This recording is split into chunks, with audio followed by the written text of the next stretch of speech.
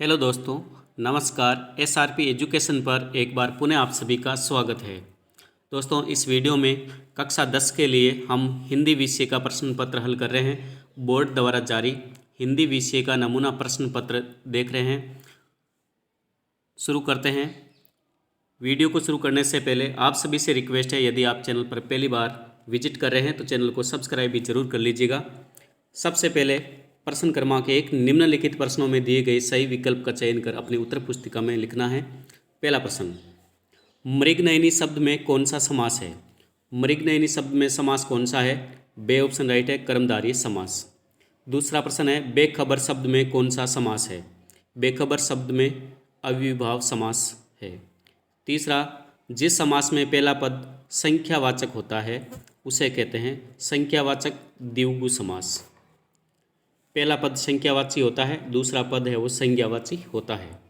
अगला प्रश्न ले रहे हैं, घनश्याम शब्द में कौन सा समास है? घनश्याम शब्द में बे ऑप्शन राइट है, कर्मधारय समास। पांचवा प्रश्न है, वर्तनी की दृष्टि से शुद्ध शब्द कौन सा है? चार ऑप्शन दिए गए, इनमें से शुद्ध शब्द है दे ऑप्शन राइट है, अतिथि। ये पद शुद्ध है। अगला प्रश्न ले रहे हैं, वर्तनी की दृष्टि से शुद्ध शब्द कौन सा है? शुद्ध शब्द ए ऑप्शन राइट होगा, उज्ज्वल। सातवां प्रश्न है, निम्नलिखित में से अशुद्ध शब्द कौन सा है? अशुद्ध शब्द दे ऑप्शन का है, अष्टवक्र लिखा है और शुद्ध होता है अष्टावक्र। अगला प्रश्न ले रहे हैं, निम्नलिखित में से अशुद्ध शब्द कौन सा है? अशुद्ध शब्द कौन सा है? अशुद्ध शब्द है दे, पूज्य। अगला प्रश्न है नौवां, कामायनी किस कवि का प्रसिद्ध काव्य ग्रंथ है? प्रश्न नंबर 9, कामायनी किस कवि का प्रसिद्ध काव्य ग्रंथ है? दे ऑप्शन इसका राइट होगा, जयशंकर प्रसाद। अगला प्रश्न है, रामधारी सिंह दिनकर को किस काव्य कृति पर भारतीय ज्ञानपीठ पुरस्कार प्राप्त हुआ? तो दे ऑप्शन राइट है, उर्वशी। प्रश्न क्रमांक 2 से लेकर के 8 तक सभी प्रश्नों के अंक बार है वो एक एक है। दूसरा प्रश्न ले रहे हैं, सूरदास के एक प्रामाणिक काव्य ग्रंथ का नाम लिखिए। सूरदास के एक प्रामाणिक काव्य ग्रंथ का नाम है सूर सागर। अगला प्रश्न है, लक्ष्मण के व्यंग्य वचनों से किन की क्रोधाग्नि बढ़ रही है? लक्ष्मण परशुराम के संवाद पाठ से तो किन की क्रोधाग्नि बढ़ रही है? उत्तर होगा परशुराम की। लक्ष्मण के व्यंग्य वचनों से परशुराम की क्रोधाग्नि बढ़ रही है। प्रश्न क्रमांक 4, रानी लक्ष्मीबाई बचपन में कौन सा खेल खेलती थी? रानी लक्ष्मीबाई बचपन में व्यूह रचना करना, कीलों को घेरना, तलवार चलाना, बर्छी, कटार आदि चलाने के खेल खेला करती थी। अगला प्रश्न है, त्रिपिटक किस धर्म का प्रमुख ग्रंथ है? धर्म का नाम बताना है। बौद्ध धर्म का ये प्रमुख ग्रंथ है वो है बौद्ध धर्म। बौद्ध धर्म का ये प्रमुख ग्रंथ है त्रिपिटक। ईर्ष्या से बचने के उपाय लेखक ने क्या बताया है? ईर्ष्या से बचने का उपाय, ईर्ष्या से बचने का उपाय लेखक ने क्या बतलाया है? ईर्ष्या से बचने का उपाय अपने जो अभाव है उन अभावों का पता लगाना तथा उनको दूर करने का प्रयत्न करना है। सातवां प्रश्न है, बाल की खाल निकालना मुहावरे का अर्थ लिखिए। बाल की खाल निकालना मुहावरे का क्या अर्थ है? बाल की खाल निकालना मुहावरे का अर्थ है व्यर्थ की कमियां निकालना। आठवां प्रश्न है, पर उपदेश कुशल बहुतेरे लोकोक्ति है, इस लोकोक्ति का क्या अर्थ है? पर उपदेश कुशल बहुतेरे, इस लोकोक्ति का अर्थ है दूसरों को सलाह देना, दूसरों को सलाह उपदेश देने वाले बहुत होते हैं। प्रश्न क्रमांक 9, रिक्त स्थान भरना है। मृदुल वसंत जीवन के रिक्त स्थान पड़ाव का प्रतीक है। किस पड़ाव का प्रतीक है? युवा काल का। तो रिक्त स्थान में आएगा युवा काल के, युवा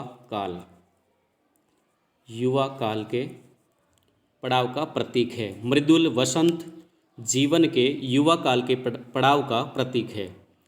10वां है, ईर्ष्या की बेटी का नाम निंदा है। ईर्ष्या की बेटी का नाम निंदा है, रिक्त स्थान में आएगा निंदा।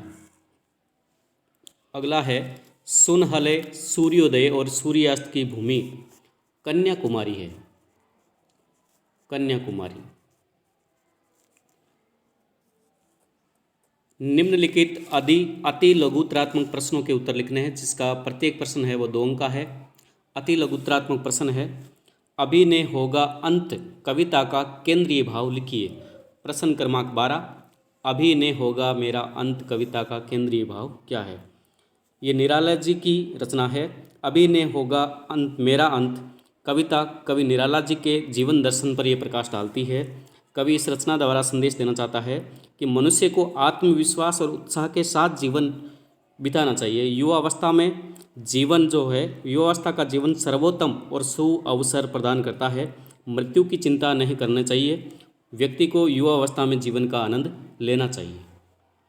अगला प्रश्न है प्रश्न नंबर 13, सूरदास पाठ के आधार पर राधा कृष्ण के मध्य हुए वार्तालाप का सारांश लिखिए।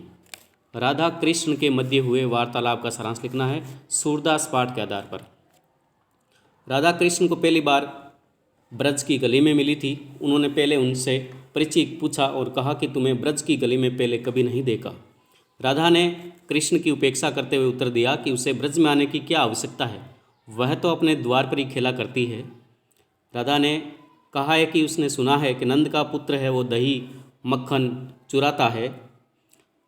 तब श्री कृष्ण ने मीठे स्वर में कहा कि वह उसका क्या चुरा लेंगे और उसे साथ मिलकर खेलने को राजी कर लिया। इस प्रकार उन्होंने भोली भाली राधा को बातों में उलझा करके उसका मन जीत लिया। अगला प्रश्न ले रहे हैं, प्रकृति पद्मिनी के अंशुमाली प्रभो कविता में अंशुमाली शब्द किसके लिए आया है और क्यों आया है? सूर्य के उदय होने पर ही कमलिनी खिला करती है। खिलना एक प्रसन्नता का द्योतक होता है। कवि ने ईश्वर को प्रकृति के चराचर सभी पदार्थों को प्रसन्न करने वाला बताया है। कवि ने ईश्वर को प्रकृति के चराचर सभी पदार्थों को प्रसन्न करने वाला बताया है। अतः ईश्वर को प्रकृति पद्मिनी का अंशुमाली कवि ने कहा है। अगला प्रश्न है, रामधारी सिंह दिनकर ने ईर्ष्या से बचने के क्या उपाय बताए हैं? कोई 2 उपाय लिखिए। ईर्ष्या से बचने का उपाय है मानसिक अनुशासन। मानसिक अनुशासन है, जो व्यक्ति ईर्ष्यालु स्वभाव का होता है उसे फालतू के बातों में सोचने की आदत है वो छोड़ देनी चाहिए। दूसरा, उसे ये भी पता लगाना चाहिए कि जिस अभाव के कारण वे ईर्ष्यालु बन गया है उसकी पूर्ति का रचनात्मक तरीका अपनाना चाहिए। प्रश्न क्रमांक 16, आखिरी चट्टान। आखिरी चट्टान निबंध का लेखक एक टीले से दूसरे टीले पर क्यों पहुंचना चाहता है? आखिरी चट्टान इस निबंध में लेखक स्पष्ट विस्तार की खोज में एक के बाद एक टीले को पार कर रहा था। अनेक टीलों को पार करके आगे बढ़ते रहने के कारण उसकी जो टांगें हैं वो थक गई थी, परंतु उसके मन में थकान नहीं थी। जब वे आगे आने वाले टीले पर पहुंचता था तो उसको लगता था कि अभी एक टीला और आगे है। जहां पहुंचकर खुले क्षितिज का स्पष्ट विस्तार जरूर देखा जा सकता है। अंत में ऐसा ही हुआ। वह एक टीले पर पहुंचा, वहां से खुला विस्तार सामने फैला दिखाई दिया। अगला प्रश्न है, ईदगाह कहानी के किस पात्र ने आपको सर्वाधिक प्रभावित किया है और क्यों? ईदगाह कहानी में मुख्य पात्र है हामिद। हामिद ने सर्वाधिक प्रभावित किया क्योंकि आशावान हामिद आशा की भावना के साथ भरा हुआ है, आशा की भावनाओं से भरा हुआ है। इसके बल पर वह सभी कठिनाइयों पर विजय पा सका। हामिद है वो संवेदनशील है, उसमें बातों की गहराई से समझने की क्षमता है। कम उम्र में ही उसमें उत्तरदायित्व की भावना आ गई थी। 18वां प्रश्न ले रहे हैं, बाजी मारना। बाजी मारना मुहावरे का अर्थ सहित वाक्य में प्रयोग कीजिए। बाजी मारना का अर्थ है जीतना। किसी भी टेस्ट मैच में, वनडे मैच में जो जीत होती है बाजी मार लेते हैं। 19वां प्रश्न है, डूबते को तिनका का सहारा लोकोक्ति का अर्थ सहित वाक्य प्रयोग कीजिए। डूबते को तिनके का सहारे का अर्थ है लोकोक्ति का घोर संकट में थोड़ी सी सहायता मिल जाना। घोर संकट में थोड़ी सहायता भी बहुत होती है। वाक्य प्रयोग कर सकते हैं कि संकट के समय अमुक व्यक्ति के लिए थोड़ी सहायता भी बहुत थी, और सही है, डूबते को तिनके का सहारा होता है। अगला प्रश्न ले रहे हैं 20वां प्रश्न, निम्नलिखित अपठित पद्यांश को ध्यानपूर्वक पढ़ करके, अपठित पद्यांश है सही प्रश्नों के उत्तर दीजिए। चाहा नहीं मैं सुरबाला के गहनों में गूथा जाऊं, चाहा नहीं सम्राटों के सऊ पर है हरी डाला जाऊं, चाहा नहीं देवों के सिर पर चढ़ूं भाग्य पर इटलाऊं, मुझे तोड़ लेना वनमाली, उस पथ पर तुम फेंक देना, तुम देना फेंक। मातृभूमि पर शीश चढ़ाने, मातृभूमि पर शीश चढ़ाने जिस पथ पर जाए वीर अनेक। उपर्युक्त काव्यांश का उचित शीर्षक बताना है और ब में है रेखांकित शब्द इटलाऊं का अर्थ बताइए। उचित शीर्षक है इस काव्यांश का, इस पद्यांश का, फूल की चाह। शीर्षक क्या होगा? फूल की चाह। रेखांकित शब्द इटलाऊं का अर्थ बताइए। इटलाऊं का अर्थ है इतराना, उल्लसित होना। स है उपर्युक्त काव्यांश की मूल संवेदना लिखिए। इस काव्यांश में कवि ने फूल के माध्यम से अपने मनोभाव प्रकट कर रहा है। फूल किसी सुंदरी के गले के हार में नहीं गूंथना चाहता, वह देवताओं पर भी चढ़ाए जाना स्वीकार नहीं करता है। वह चाहता है कि मातृभूमि की रक्षा में बलिदानी वीरों के चरणों में न्यौछावर होना। फूल की ये चाह है कि वे मातृभूमि की रक्षा में जो बलिदानी वीर होते हैं उनके चरणों में वो न्यौछावर हो जाएं। फूल की ये चाह ही काव्य का, काव्यांश की मूल संवेदना है।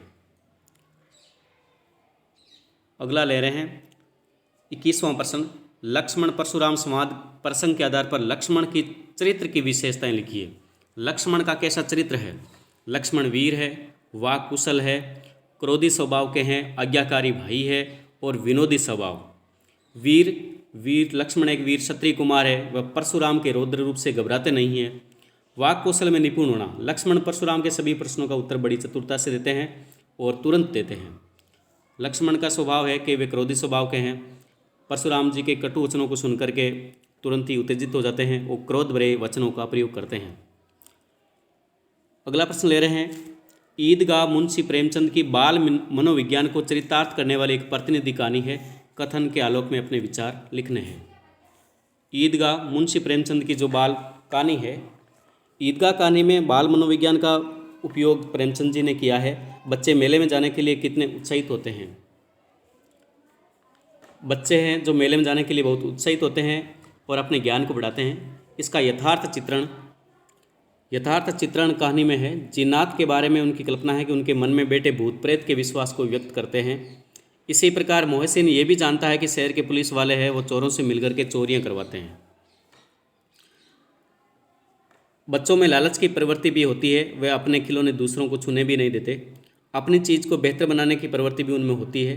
हामिद ने सबल तर्कों से ये सिद्ध किया है कि उनका जो चिमटा है, जो मेले से खरीद करके लाया, वह चिमटा है सभी खिलौनों में श्रेष्ठ है।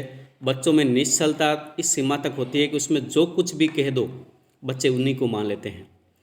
अमीना ने हामिद से ये भी कहा कि तुम्हारे अब्बा है वो रुपये कमाने गए हैं और अम्मी खुदा के यहाँ से तुम्हारे लिए अच्छी अच्छी चीज़ें लाएंगी। तो हामिद ने इन बातों को भी सच मान लिया। बच्चे निश्चल स्नेह करते हैं। हामिद अपनी दादी के लिए चिमटा इसलिए लाया क्योंकि वे दादी से स्नेह करता है और चाहता है कि जब भी दादी रोटियां बनाए तवे से रोटियां उतारते समय उनका हाथ न जले। इस प्रकार ये कहानी जो है ईदगाह कहानी मुंशी प्रेमचंद जी की, ये मनोविज्ञान पर आधारित है, बाल मनोविज्ञान पर। अगला प्रश्न ले रहे हैं 23 नंबर प्रश्न। निम्नलिखित साहित्यकारों का जीवन एवं कृतित्व, उनकी रचनाओं का परिचय दीजिए। जयशंकर प्रसाद और भारतेंदु हरिश्चंद्र। अथवा में है हम साहित्यकार जयशंकर प्रसाद का जीवन के बारे में पढ़ते हैं और कर्तृत्व यानी कि उनकी जो रचनाएं हैं उनके बारे में देखते हैं। जयशंकर प्रसाद का जीवन परिचय। हिंदी की अनेक विधाओं को अपनी बहुमुखी प्रतिभा से समृद्ध बनाने वाले छायावादी कविता के प्रमुख कवि जयशंकर प्रसाद का जन्म है वो 1899 में काशी नगर में हुआ था। 1899 ईस्वी में काशी नगर में उनका जन्म हुआ था। इनके पिता का नाम है पिता बाबू देवी प्रसाद और बाबू देवी प्रसाद एक विद्या प्रेमी व्यवसायी थे। काशी में वे सोंगनी साहू नाम से प्रसिद्ध थे। प्रसाद जी की जो प्रारंभिक शिक्षा है वो घर पर ही हुई। क्वींस कॉलेज में अध्ययन के बाद अपने स्वाध्याय से हिंदी, संस्कृत, अंग्रेजी, उर्दू, फारसी भाषाओं का ज्ञान प्राप्त किया। साहित्य में जयशंकर प्रसाद जी बचपन में ही रुचि थी उनकी। इंदू नामक मासिक पत्रिका का प्रकाशन भी इन्होंने किया और 15 नवंबर 1937 को जयशंकर प्रसाद जी का दिवंगत यानी कि स्वर्गवास हो गया। इनकी साहित्यिक रचनाओं में, जयशंकर प्रसाद की साहित्यिक रचनाओं में अपने काव्य, नाटक, उपन्यास, कहानी, निबंध हिंदी साहित्य को समृद्धि प्रदान की है। हिंदी कविता के छायावादी कवियों में आपका विशेष स्थान है कामायनी महाकाव्य आपकी अक्षय कीर्ति की पताका है। इस काव्य द्वारा आपने भारतीय संस्कृति के सत्यम शिवम सुंदरम के आदर्श को साकार करने का स्मरणीय प्रयास किया है। प्रसाद जी की रचनाएं हैं, काव्य रचनाओं में कामायनी है, आंसू है, झरना, लहर, चित्राधार, प्रेम पथिक। और नाटकों में इनकी रचनाएं हैं चंद्रगुप्त नाटक, स्कंदगुप्त, ध्रुवस्वामी और विशाखा, राजेश्री, अजातशत्रु, जन्मेजय का नागयज्ञ, कामना, एक गूंठ और प्रायश्चित, ये इनकी नाटक है। उपन्यासों के नाम है तितली है, कंकाल है, इरावती है। कहानी संग्रह में प्रतिध्वनि है, आकाशदीप है, छाया है, आंधी है और इंद्रजाल है। निबंध में जयशंकर प्रसाद जी की रचना है काव्य कला तथा अन्य निबंध। अगला प्रश्न ले रहे हैं 24 नंबर प्रश्न, उपर्युक्त प्रदर्शित यातायात चिन्हों का सांकेतिक अर्थ बताते हुए उनका विश्लेषण भी कीजिए। जैसे पहला है यातायात चिन्ह है, पहला यातायात चिन्ह जिसका अर्थ है रास्ता देना, रास्ता दो। दूसरा है सीधे प्रवेश करना निषेध है, सीधे प्रवेश करना निषेध है। अगले दोनों है एक ही रास्ता का संकेत है।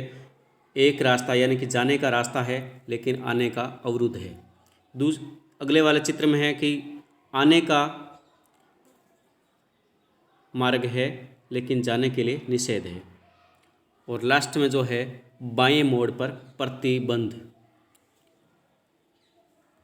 25वां प्रश्न है, स्वयं को जिलाधीश गया मानते हुए अपने जिले के समस्त राजकीय गैर राजकीय विद्यालयों के संस्था प्रधान को एक पत्र लिखिए जिसमें अपने विद्यालय में गांधी जी की 150वीं जयंती मनाने के आदेश दिए गए हो। तो सबसे पहले बाईं तरफ लिखना है दिनांक, सेवाओं में समस्त संस्था प्रधान राजकीय गैर राजकीय विद्यालय राजस्थान।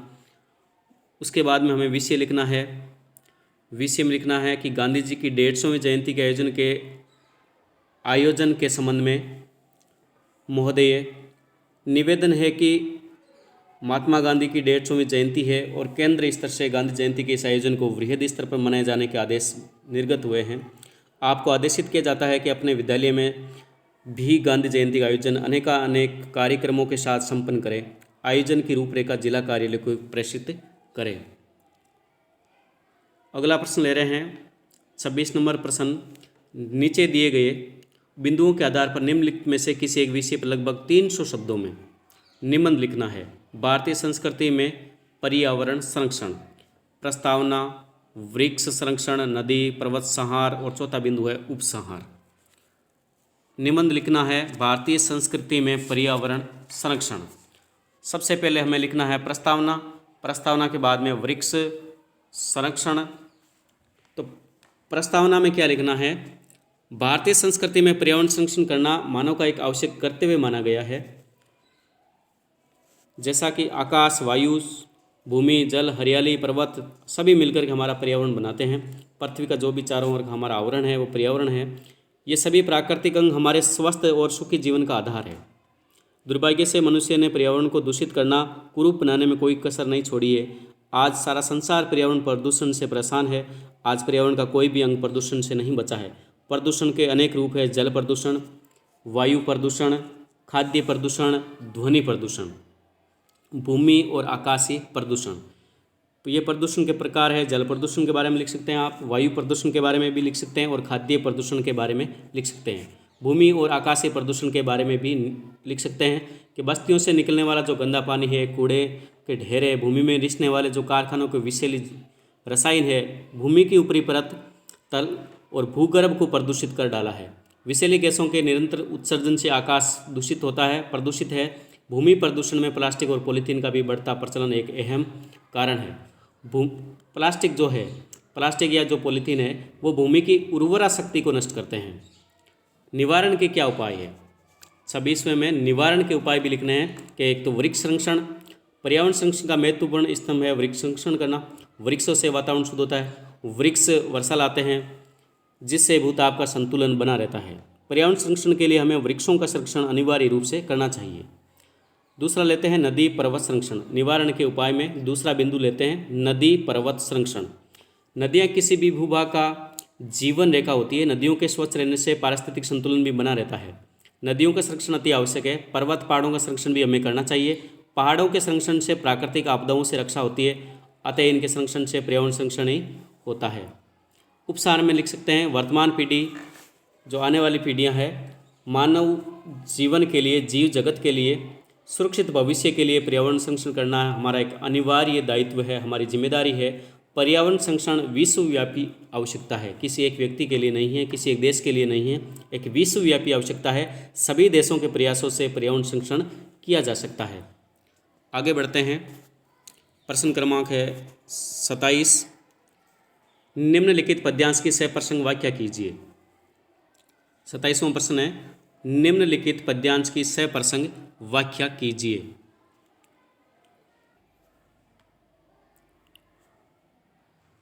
मेरे जीवन का यह है प्रथम चरण, इसमें कहाँ मृत्यु है जीवन ही जीवन, अभी पड़ा है आगे सारा यौवन, स्वर्ण किरण कलोलों पर बहता रे मालक मन, मेरे ही अविकसित राग से विकसित होगा बंधु दिगंत, अभी ने होगा मेरा अंत। ये पद्यांश निराला जी की रचना है, अभी ने होगा मेरा अंत से लिया गया है। तो प्रसंग में भी हम ये लिख सकते हैं कि प्रस्तुत काव्यांश या प्रस्तुत पद्यांश हमारी पाठ्य पुस्तक में संकलित जो कवि निराला की रचना अभी ने होगा मेरा अंत से लिया गया है।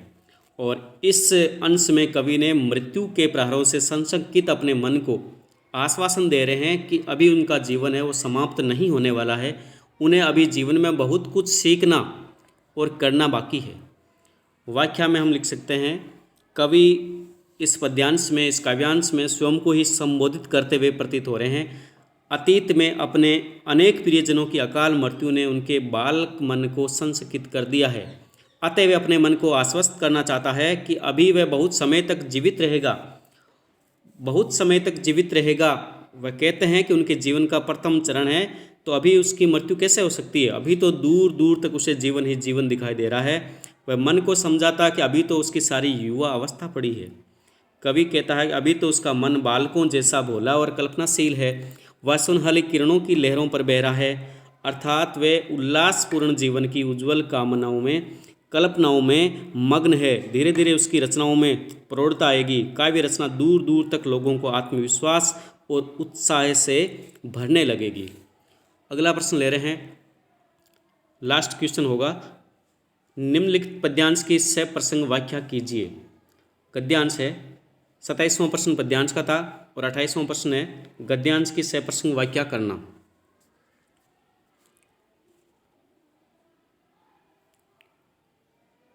निम्नलिखित गद्यांश की सप्रसंग व्याख्या कीजिए। मान लीजिए कि पुराने ज़माने में भारत की एक भी स्त्री पढ़ी लिखी नहीं थी, न सही, उस समय स्त्रियों की जो पढ़ाने की ज़रूरत न समझी गई होगी, पर अब तो है, अतएव पढ़ाना चाहिए। हमने सैकड़ों वर्ष पुराने नियमों, आदेशों और प्रणाली को तोड़ दिया है या नहीं? तो चलिए स्त्रियों को अपढ़ रखने की इस पुरानी चाल को भी तोड़ दें। हमारी प्रार्थना तो यह है कि स्त्री शिक्षा के विपक्षियों को क्षण भर के लिए भी इस कल्पना को अपने मन में स्थान न देना चाहिए कि पुराने ज़माने में यहाँ की स्त्रियाँ, सारी स्त्रियाँ अपढ़ थीं, उन्हें पढ़ने की आज्ञा न थी। 28वां है गद्यांश की सप्रसंग व्याख्या कीजिए। ये गद्यांश हमारी पाठ्य पुस्तक से स्त्री शिक्षा के विरोधी कुतर्कों का खंडन शीर्षक निबंध से लिया गया है। इसके लेखक है आचार्य महावीर प्रसाद द्विवेदी। द्विवेदी जी ने स्त्री शिक्षा को समाजोपयोगी तथा देश के लिए हितकारी माना है। उनका मानना है कि पुराने समय में स्त्रियां पढ़ी लिखी होती थी या नहीं, किंतु आज स्त्री शिक्षा है वह अत्यंत आवश्यक हो गई है। स्त्रियों को शिक्षा अवश्य दी जानी चाहिए। यह 28वां प्रश्न है, द्विवेदी जी का गद्यांश है। धन्यवाद दोस्तों। कक्षा 10 के लिए विषय है हिंदी, बोर्ड द्वारा जारी नमूना प्रश्न पत्र हल किया है। आपसे एक बार पुनः रिक्वेस्ट है, यदि आप चैनल पर पहली बार पधारे हैं तो चैनल को सब्सक्राइब भी ज़रूर कर लीजिएगा। धन्यवाद दोस्तों।